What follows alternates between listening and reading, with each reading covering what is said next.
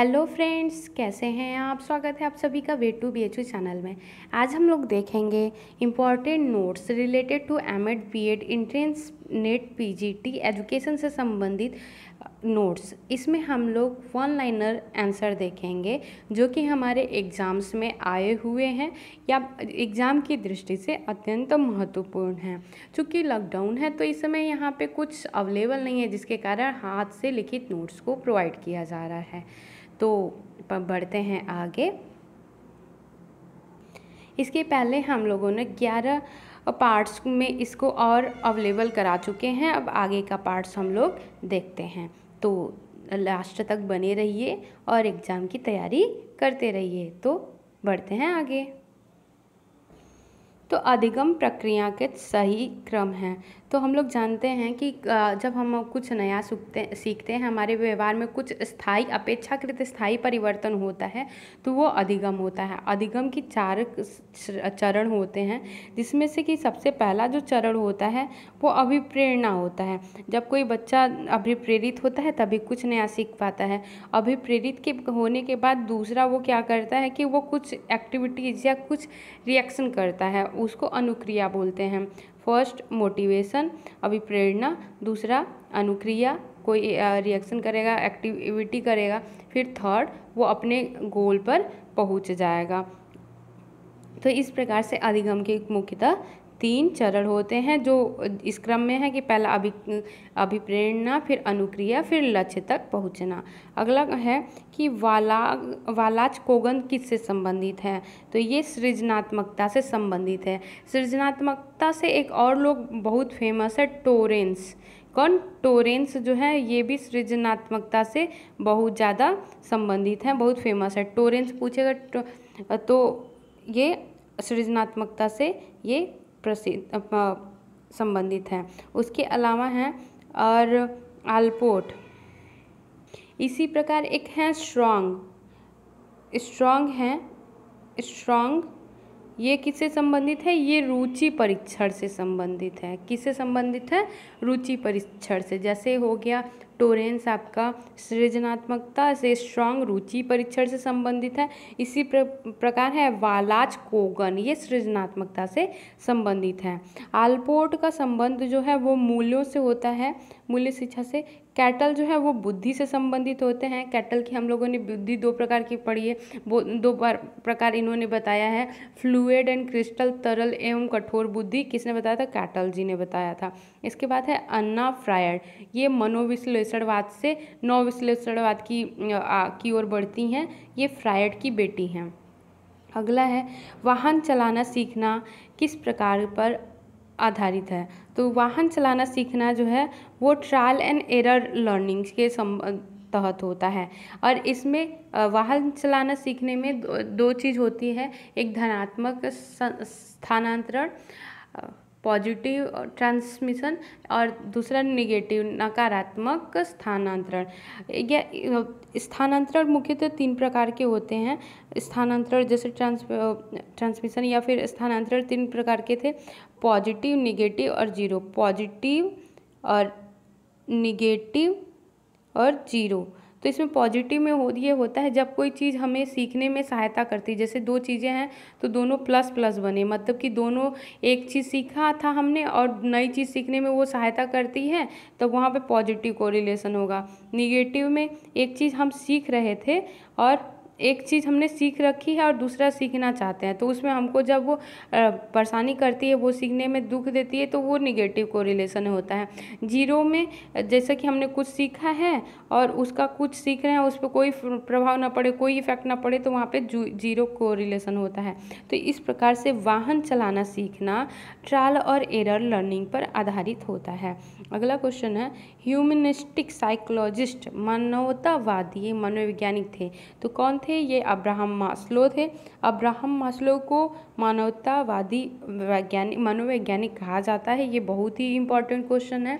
Maslow ने जो दी थी वो नीड थ्योरी दी है, आवश्यकता का सिद्धांत दिया है, जिसमें हायरार्की बताई है जो पिरामिड की तरह होता है। नीचे सबसे नीचे होता है शारीरिक, फिर उसके बाद फिजिकल या बेसिक नीड्स, फिर सेफ्टी नीड्स, फिर love and belongingness, self actualization, ये इस तरीके से ऊपर बढ़ता जाता है।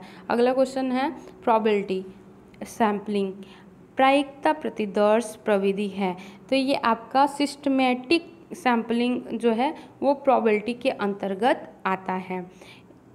इसके अलावा है एक व्यक्ति जो उष्ण अंतर वैयक्तिक संबंध वार्म इंटर पर्सनल रिलेशनशिप चाहता है और वो दूसरे से स्वीकृति अप्रूवल चाहता है, वह आता है। तो वो किस में आता है? वो एन एफिलिएशन या एन संबद्धता के अंतर्गत आता है। अगला है अनुसंधान की आगमन या इंडक्टिव विधि को डिडक्टिव या निगमनात्मक विधि से ज़्यादा पसंद किया जाता है। क्योंकि तर्क कभी कभी तथ्यों को गुमराह कर देता है। जो है डिडक्टिव में तर्क जो है वो तथ्यों को कभी कभी गुमराह कर देता है, इसलिए आगमन विधि को ज़्यादा पसंद करते हैं। आगमन और निगमन को याद करने का सबसे सिंपल तरीका है आगमन, जैसे हमने बोला निगमन, तो निगमन से नी से नियम हो गया, नियम से जब हम लोग उदाहरण की ओर जाएंगे तो हो जाएगा ये निगमन। किससे? नियम से उदाहरण की ओर जाएंगे तो हो जाएगा निगमन। जैसे कि हमको आर्किमिडीज का सिद्धांत पता है, उसका जब हम लोग एग्जाम्पल देंगे तो ये निगमन का उदाहरण होगा। किसका होगा? निगमन का उदाहरण। और आगमन में क्या होता है? इसमें पहले उदाहरण आ जाता है, उसके बाद नियम आता है। जैसे कि हमने बच्चों को 3-4 एग्जाम्पल्स दिखाए, फिर उसके बाद उसको नियम बताया। जैसे कि हमने बताया बच्चे के सामने किताबें गिराई, वो भी नीचे गिरा, बॉल ऊपर से गिराई, वो भी नीचे गिरा, कागज़ ऊपर से गिराया, वो भी नीचे गिरा। तो 3-4 एग्जाम्पल दिखाया और बाद में ये दिखाया कि ये गुरुत्वाकर्षण का नियम है, तो ये आगमन विधि का उदाहरण होगा। तो इसलिए आगमन विधि को ज़्यादा सब लोग पसंद करते हैं अपेक्षाकृत निगमन विधि से।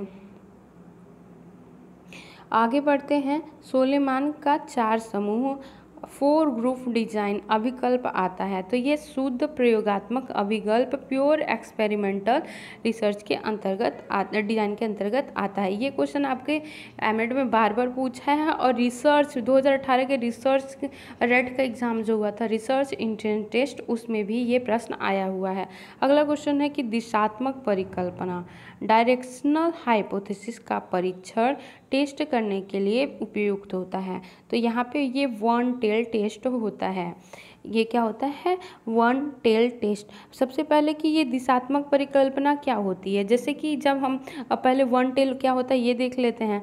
वन टेल में क्या होता है कि वन टेल जो होता है, जैसे ये पहले हमारा एनपीसी हो गया, ये एनपीसी हो गया। यहाँ पे कितने पूछ दिख रहे हैं? एक ये पूछ, एक ये पूछ, तो ये कितने हो गए? 2 पूछ। इसके 2 टेल हो गए, इसको 2 टेल माना जाएगा। अब इधर क्या हम लोग जानते हैं कि ये 0 होता है, इधर निगेटिव बढ़ता है, इधर पॉजिटिव बढ़ता है। यहाँ से पॉजिटिव ये +1 सिग्मा, फिर +2 सिग्मा, +3 सिग्मा, इस तरीके से इधर बढ़ते हैं। इधर -1 सिग्मा, -2 सिग्मा, -3 सिग्मा, इस प्रकार से बढ़ते हैं। तो यहाँ पे ये आपका माइनस वाला रेंज चला गया, ये प्लस, ये पूरा प्लस का रेंज है और ये पूरा माइनस का रेंज है। तो इस तरीके से यहाँ पे जब टेस्ट करेंगे तो यहाँ पे 2 टेल होगा। कितना टेल होगा? 2 टेल। और जैसे कि यहाँ पे कोई हम बोल देते हैं कि एग्जाम्पल्स के रूप में देखें तो जब हम लोग वन टेल की बात करेंगे तो या तो हम सिर्फ निगेटिव देखेंगे, ये सिर्फ एक तरफ का देख रहे हैं तो ये निगेटिव हो गया। यदि सिर्फ पॉजिटिव की तरफ देख रहे हैं, यहाँ से सिर्फ पॉजिटिव की तरफ, तो ये 1 टेल हो गया। जब दोनों तरफ की बात करेंगे तो 2 टेल की बात होती है। दिशात्मक परिकल्पना में क्या होता है? इसमें एक दिशा दिखाई जाती है, चाहे वो प्लस की तरफ बढ़ेगा या माइनस की तरफ। मान लीजिए माइनस की तरफ बढ़ रहा है तो ये दिशा दिखा रहा है, और इसके बाद यदि प्लस की तरफ बढ़ रहा है तो ये दिशा दिखा रहा है। तो डायरेक्शनल में चाहे वो पॉजिटिव या निगेटिव डिफाइन कर दिया जाता है, तो वहाँ पे 1 टेल होगा। मतलब कि यदि हमने बता दिया कि कोई चीज़ बढ़ती है तो हमेशा हम सिर्फ पॉजिटिव की तरफ ही चेक करेंगे, न कि निगेटिव की तरफ चेक करेंगे। तो यहाँ पे दिशा बता दे कि पॉजिटिव कोई चीज़ बढ़ती है, जैसे कि हमने बताया कि न्यूट्रिशन देने से या उसमें खेतों में खाद देने से पैदावार बढ़ती है। तो ये हमने एक हाइपोथेसिस बनाया। तो यहाँ पे ये वन टेल हुआ, क्योंकि हमने बता दिया कि सिर्फ बढ़ती है, दोनों साइड में हम नहीं चेक करेंगे, सिर्फ एक साइड चेक करेंगे। तो ये एक पुच्छीय परीक्षण हुआ और एक दिशात्मक परिकल्पना हुई। अगला है कि अप्रायिकता प्रतिदर्शी विधि नॉन प्रोबेबिलिटी सैम्पलिंग टेक्निक्स है। तो कौन कौन से नॉन प्रोबेबिलिटी में आते हैं? पहला तो एक्सीडेंटल होता है। इसमें क्या होता है कि एक्सीडेंटल में क्या होता है कि कोई भी चीज़ हमें, जैसे कि हमको किसी को प्रतिदर्शन लेना है, सैंपल लेना है, तो हम गए किसी क्षेत्र में, हमको जो मिला उसका ले लिया। जैसे कि हमको पता करना है कि हमको वो लेना है कि बीए के छात्रों को कुछ क्वेश्चनार भरवाना है, तो गए एग्ज़ाम वहाँ पे कोई कॉलेज में गया, वहाँ पे जो बच्चा मिला उससे फटाफट भरवा लिए, तो वहाँ पे जो मिला वो भरवा लिए। इसमें हमने खुद डिसाइड नहीं किया, तो ये एक्सीडेंटल, जो एक्सीडेंटली हमको मिल जाए वो माना जाता है। फिर उसके बाद सो उद्देश्य, जो हमारे उद्देश्य को पूर्ति कर रहा है वो हमारा सो उद्देश्य हो जाएगा। जैसे कि हम गए वहाँ पे, हमने पूछा कि भाई आप कोई देखा कि लड़की है, हमको लड़की से भरवाना है, तो जो लड़कियाँ मिली उससे भरवा लिए। ये नहीं देखा कि बीए की है, एमए की, पीएचडी की क्या है, और वो जो मिली हमारे जो उद्देश्य को पूरा कर रही है हमने उससे भरवा लिए। तो ये पर्वतीय सैंपल हो गया। और कोटा में क्या होता है कि हमने डिवाइड कर लिया कि ये बीए के बच्चे, एमए के बच्चे हैं और पीएचडी के बच्चे हैं। 3 हमारे पास, मान लीजिए हमारे बच्चे हैं 100 बच्चे हैं, जिसमें से कि 70 बच्चे इसके थे, बीए के थे, 30 बच्चे आपके एमए के थे, 10 बच्चे पीएचडी के थे। ये हमने कोटा तो बांट दिया कि इतने इतने बच्चे हैं, लेकिन जब टेस्ट भराने गए तो जो मन तो मिला उससे ज़्यादा भरवा के चले आए। हो सकता है हम 10 के 10 पीएचडी के ले लें और इसमें से 30 का 30 ले लें और इसका कम बेसी कर दे। तो इस प्रकार से जो बच्चा जैसे मिलेगा कोटा डिवाइड तो करते हैं, लेकिन उससे उसी अनुपात में चयन नहीं करते, तो ये कोटा सैंपलिंग हो जाती है। ये तीनों सैंपलिंग किसके अंतर्गत आती है? अप्रायिकता प्रतिदर्शी विधि के अंतर्गत आती है। किसके अंतर्गत आती है? नॉन प्रोबेबिलिटी सैंपलिंग के अंतर्गत आती है। अब ये प्रश्न उठता है कि नॉन प्रोबेबिलिटी सैंपलिंग क्या होता है? नॉन प्रोबेबिलिटी सैंपलिंग ये होता है कि जैसे कि हमारे कोई जनसंख्या है, या हमारी जनसंख्या है, ढेर सारे बच्चे हैं, तो इसमें प्रत्येक व्यक्ति के जब चुने सैंपल के रूप में, जब जैसे कि हम थोड़ा सा ले रहे हैं, सैंपल में के रूप में चुने जाने की जब सबकी संभावना बराबर होती है तब वहाँ पे प्रोबेबिलिटी होती है। लेकिन जब हमारे सैंपल जो जनसंख्या है, जनसंख्या से सैंपल के रूप में चुने जाने की संभावना जब कम होती है तब वहाँ पे नॉन प्रोबेबिलिटी होती है। अब अगला क्वेश्चन है कि यूजीसी के गौड़ प्रोजेक्ट ज़्यादा होते हैं। कौन कौन से प्रोजेक्ट होते हैं, किस प्रकार के? अधिकतर यूजीसी के जो मेजर प्रोजेक्ट होते हैं वो एक्शन रिसर्च ज़्यादा होते हैं। कि एक्शन रिसर्च में क्या होता है कि किसी समस्या का तत्काल समाधान या ज़मीनी समाधान ढूंढा जाता है।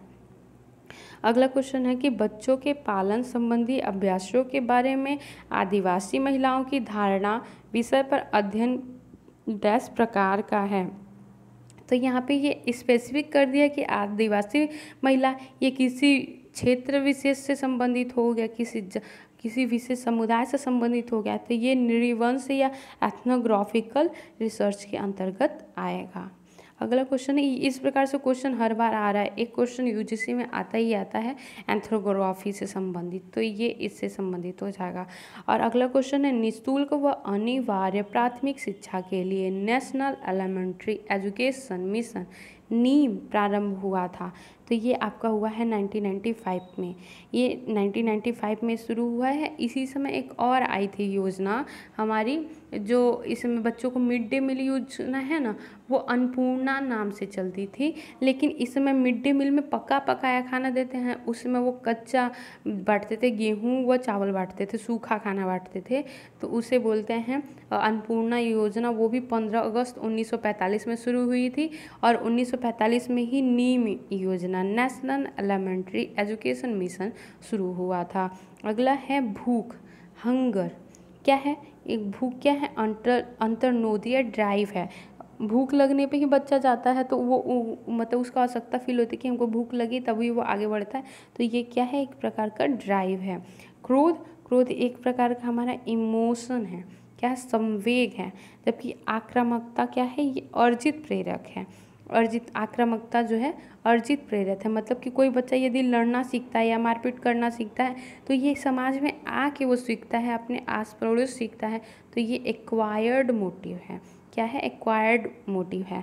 जबकि उपलब्धि जो है वो आपका इनेट उपलब्धि मोटिव है, इनेट उपलब्धि मोटिव है। तो ये आपका कई प्रकार से ये क्वेश्चन पूछता है कि कभी कभी ये आपको मिलाने के लिए दे देगा, कभी फील करने के लिए देगा, कभी चुनने के लिए दे देगा। तो इस तरीके से याद कर लीजिए कि भूख जो है वो ड्राइव है, क्रोध इमोशन है, आक्रामकता अर्जित प्रेरक है, उपलब्धि आपकी इनेट मोटिव है, उपलब्धि है। अगला है कि पूरा नाम, किसका पूरा नाम, डेमिक जो है DMIAIC की पूरा नाम क्या है, तो D से डिफाइन परिभाषित करना, M से मेजर मापन करना, A से एनालिसिस और फिर इस एनालिसिस की स्पेलिंग गलत हो गई, एनालिसिस विश्लेषण करना, I से इम्प्रूव सुधार करना, C से कंट्रोल। तो याद करते हैं कैसे याद करेंगे, D से क्या है, D से डिफाइन, M से मेजर, A से एनालिसिस, N से इम्प्रूव, C से कंट्रोल। अब आगे बढ़ते हैं। प्रक्रिया सुधार के सतत चक्र की दृष्टि से सबसे सही क्रम है। तो सबसे सही क्रम क्या है प्रक्रिया सुधार के सतत दृष्टि से, तो इसमें है कि योजना, पहले प्रक्रिया कोई भी चीज़ हमें सुधारनी है तो हम पहले प्लानिंग करेंगे, प्लानिंग करके उसको उस पर काम करेंगे, एक्शन करेंगे, फिर उसका वेरिफिकेशन जांच करेंगे, फिर उसकी कार्रवाई करेंगे, कार्रवाई करके सुधार कर देंगे। तो क्या हो गया, योजना बनाना, कार्य करना, जांच करना, कार्रवाई करना। अगला है किसी देश में व्यवसायीकरण की अवधारणा सबसे पहले आई थी, तो ये आपकी संयुक्त राष्ट्र अमेरिका में आई थी। तो आज के लिए बस इतना ही, मिलते हैं नेक्स्ट वीडियो में, बाय।